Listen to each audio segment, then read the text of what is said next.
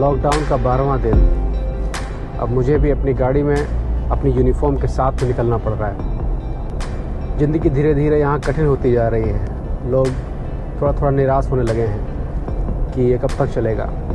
कल 31 मार्च यहाँ के इतिहास का द्वितीय विश्व युद्ध के बाद सबसे काला दिन रहा। हालांकि उसमें अच्छी खबर भी थी और ख़राब खबर भी थी। अच्छी खबर ये थी कि जो अंदाज़ा लगाया गया था कि 2 से 2,500 हज़ार लोगों की मौत होगी, वो 2 से 2,500 हज़ार नहीं रही, 1,200 लोगों की मौत हुई। स्पेशली जिस अस्पताल में मैं काम करता हूँ वो अस्पताल अब भूत बंगला हो गया है। सबसे कठिन ये था कि परिवार के लोगों को अपने बुज़ुर्गों को आखिरी बार देखने की इजाज़त भी नहीं मिल पाई, क्योंकि संक्रमण जो है वो डेड बॉडी से भी फैलता है। ये भी बहुत आफत है। अब खाली मास्क से काम नहीं चलता है। मास्क के आगे एक प्लास्टिक की स्क्रीन लगती है, क्योंकि खांसने थूकने से वायरस उछल के आ सकता है। जितने भी कोरोना के मरीज कहीं पाए जाते हैं तो उनको पूरा प्लास्टिक से कवर करके लाया जाता है। उनकी चारों तरफ एक छोटा सा टेंट बना लिया जाता है, उसके अंदर ऑक्सीजन जोड़ दी जाती है कि वो अंदर ही अपना सांस लें और बाहर ना फैलाएं। क्योंकि जो कोरोना का मरीज होता है, जो संक्रमित हुआ है फेफड़े के अंदर, ये वाला नहीं, वो अपनी सांस के साथ में वायरसेस भी बाहर निकाल रहा होता है। तो उससे बचने के लिए जब मरीज घर से निकाल कर एम्बुलेंस में रख के अस्पताल लाया जाता है तो इस प्लास्टिक के टेंट में उसको लपेटा जाता है और फिर एम्बुलेंस में रख के बाहर लाया जाता है। इसके अलावा ये भारत के लिए भी थोड़ा सा गंभीर विषय है कि संक्रमण जो है, जो वायरस जो है, उसने अपने आप को परिवर्तित कर लिया है और अब वो सिर्फ बच्चों और बूढ़ों में नहीं, नौजवानों में भी होने लगा है। ख़ास तौर पे वो लोग जो बहुत मोटे हैं। जितने भी लोग मर रहे हैं, चाहे बुजुर्ग हों या जो एक नौजवान है, वो सारे लोग बहुत मोटे थे। मोटे इन द सेंस कि जो दौड़ भाग करने में जिनकी सांस बहुत जल्दी फूलती थी, वो लोग, उन्हें कोई बीमारियां नहीं थी मोटापे के अलावा। इस प्रोग्राम के आखिरी में एक लिस्ट डाल दूंगा जिसमें कि लंबाई के आधार पर मोटापा क्या है। जो यहाँ पर कोरोना के इफ़ेक्ट मोटे लोग हैं वो इस श्रेणी में आते थे। तो अगर आप लोग ये लिस्ट जानना चाहें तो प्रोग्राम के आखिरी में मैंने लिस्ट डाल दी है। मेरा अस्पताल जहाँ पर मैं काम करता हूँ वो भी एक भूत बंगला बन चुका है। यहाँ पर परसों 216 लोगों की मौत हुई है। कभी अस्पताल रिसर्च की जगह हुआ करती थी, कभी अस्पताल हरा भरा रहता था, रिसेप्शन एकदम फुल रहते थे। आज लोग यहाँ से जा चुके हैं। अस्पताल को पूरा साफ़ किया जाएगा निरोधक दवाओं से। मैं यहाँ पर घूम रहा हूँ क्योंकि मैं काफ़ी कुछ इम्यून हो चुका हूँ। मैं आ रहा हूँ भी मुद्दे की बात पे जिसके लिए आप लोग यहाँ आए हैं। लेकिन पहले मैं ये जगह दिखा दूँ कि जीवन थम सा गया है। लेकिन चूंकि नए मरीजों की वृद्धि अब थोड़ी सी रुक गई है, इसलिए यहाँ के प्रधानमंत्री ने एक्सपेरिमेंट के तौर पर एक नई चीज़ शुरू की है लोगों को राहत देने के लिए, कि जो टोटल लॉकडाउन 1 जून के लिए था उसको टोटल लॉकडाउन न कर उसको 6 अप्रैल से इंटेलिजेंट लॉकडाउन का नाम दिया है और ये 28 अप्रैल तक चलेगा। खैर, आते हैं मुद्दे की बात पे। हम कल घर आ गए हैं और मैं बिल्कुल ठीक हूँ फ़िलहाल। 5 दिन मुझे किसी से बात करने की इजाज़त नहीं थी, कोई इन्फॉर्मेशन बाहर देने की इजाज़त नहीं थी। सारे टेस्ट वगैरह कंप्लीट हो गए हैं और एक यहाँ पर पैड लगा दिया गया है जो कि मेरे टेलीफोन और मेरी संस्था के जो सिस्टम है उसमें सारी डिटेल देता रहता है कि मेरे अंदर चल रहा संक्रमण किस लेवल पर है। मैं आपको दिखाता हूँ वो कहाँ पर है वो पैड। ये जो आप पैड देख रहे हैं, इसके अंदर मेरे खाल के नीचे एक इंजेक्शन से कोरोना का वायरस इंजेक्ट किया गया है, जो खाल के ठीक नीचे रहता है। दिखाई पड़ता है एक काला सा पॉइंट बन गया है जहाँ पर ये कोरोना का वायरस भरा हुआ है और ये हमारे सेल में अब धीरे धीरे जा रहा है। और साइंटिस्ट मुझे रोज़ टेस्ट करते हैं कि मेरे कौन से ऑर्गन और कहाँ पर क्या परिवर्तन आ रहा है। मैंने 5 दिन पहले स्वेच्छा से ये कोरोना इन्फेक्टेड इंजेक्शन लिया था। मेरे जैसे 9 और लोग, कुल 10 लोग सभी स्वास्थ्य विभागों से आते हैं, उन्होंने भी इस परीक्षण में हिस्सा लिया। मैंने जानबूझ के अपना नाम इसलिए भी दिया था कि इस परीक्षण में, जो कि 9 देशों में हो रहा है यूरोप के, कोई भी भारतीय शामिल नहीं था। एक भारतीय डॉक्टर हैं लेकिन वो रिसर्च में हैं, उन्होंने अपने शरीर पर परीक्षण नहीं लिया है। तो मुझे लगा कि ये एक अच्छा मौका है और इसी बहाने शायद जो भारतीय डीएनए है तो उसका भी जांच हो जाए, उसमें कैसे चेंजेस होनी है वो हो जाए। तो अगर भारत में कभी कोई दवा जाएगी तो शायद उसको मदद मिल सके।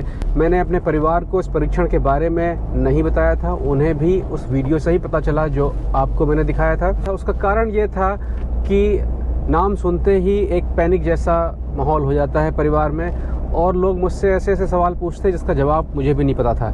इसलिए मुझे लगा कि पहले कर देते हैं, उसके बाद परिवार को बताएंगे कि सब ठीक है, क्योंकि सारी चीज़ें इतने कंट्रोल वे में थी कि कोई ख़तरे की बात थी नहीं। मैंने 7 बजे अपने आप को हॉस्पिटल में एडमिट कराया। 7:30 बजे मैं आईसीयू में ले जाया गया, जहाँ पर मुझे इंजेक्शन दिया गया। उसके बाद मुझे तो कुछ पता चला नहीं, तुरंत कोई रिएक्शन नहीं हुआ, लेकिन आईसीयू में सारे उपकरणों के साथ में उन्होंने मुझे वहाँ पर 1.5 घंटा रखा। इस वायरस के इफेक्ट का साधारण समय होता है 22 घंटे से 5 दिन, लेकिन ये परीक्षण एक प्रयोगशाला में था और सारे उपकरणों के साथ में था।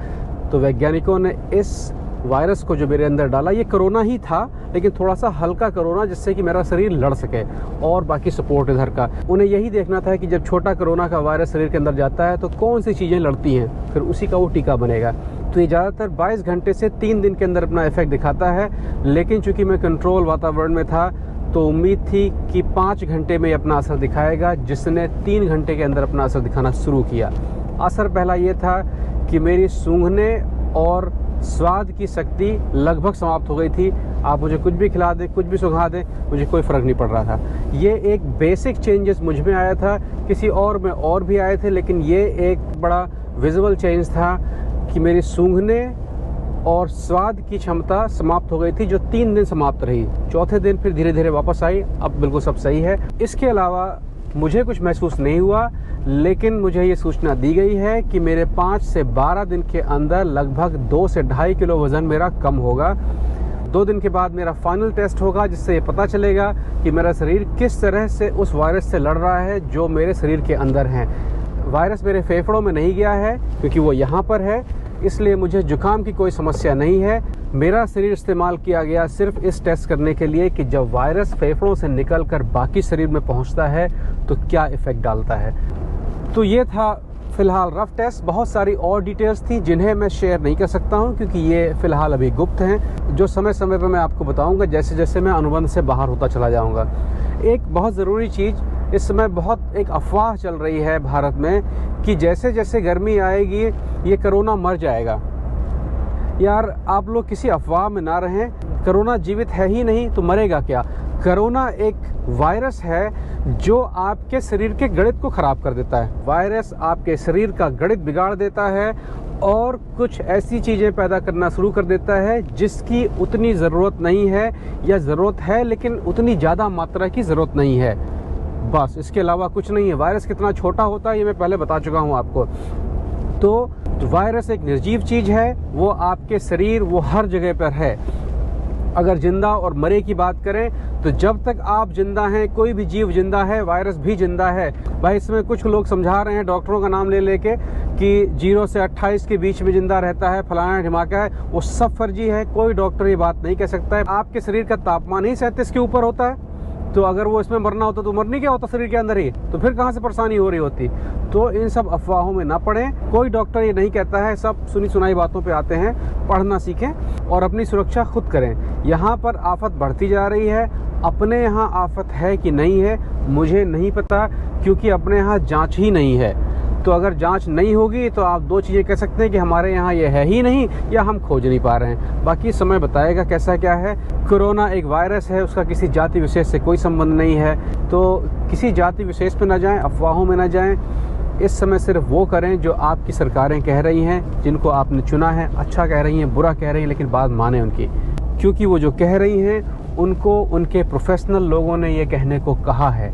इसलिए जो भी वो आपसे कर रहे हैं, वो कह रहे हैं, उनकी बात माने, उसमें ही भलाई है इस समय। इसके अलावा और कुछ नहीं है।